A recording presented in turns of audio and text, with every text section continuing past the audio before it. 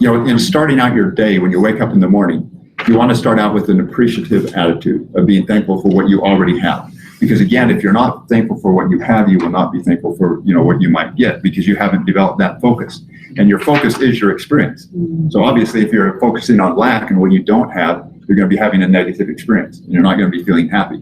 And this is we call it the happiness game. We want to learn how to play this happiness game better than the average person does, and have more of those happy moments and more of those feeling 6s, 7s, 8s and above than the average person does. And so the really powerful one, and the way you want to start out your day, and even to feel that oftentimes elusive feeling of love that everybody has experienced this in their life, and it actually is the highest level of happiness that we can have. And the real greats that have gotten to where they were in that state of mind, for days and months and years at a time, know that is the highest level of happiness that human can experience. You do have to actually go through the thankfulness even to get into love and being able to really want to help others, and truly from the heart want to help others, and more of a living to give instead of to get type thing. And that's what Peace Pilgrim ended up being all about. And that's why she was able to, from her own reports and from everybody that actually met her 24/7, to be feeling those very high levels of 8s, 9s, and 10s and love all the time. So this thankfulness, the powerful way again to get that kick started, and what I did when I went through the divorce and all those different things, is do those thankful comparisons. And again, I hope you all by now have one or two things that are very powerful for you, that get you into that very quickly when you start thinking of something much more unfortunate, something that's very powerful and visual to you.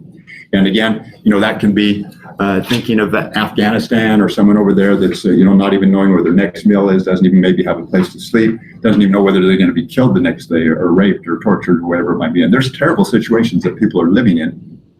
An appreciation that you're not in that situation, and that you have first world problems, not third world problems.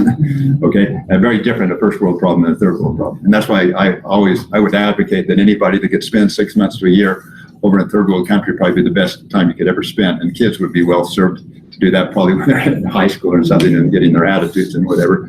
But this is something that really, it should be very powerful in our mind. And every time we wake up and we're not feeling appreciative and we're not focused on what we have, just do that thankful comparison, and even having a visual, something that you look at to remind you, kind of a slap in the face that, hey, I've got it pretty damn good, and I should be feeling happy. And if I've not got it happy, I've got stinking thinking going on. There's something not right with my thinking. It isn't that my situation isn't good, because it's very good. It's much better than 95% of the world. So it's in my mind that's causing me to be unhappy. It's not the situation itself, right?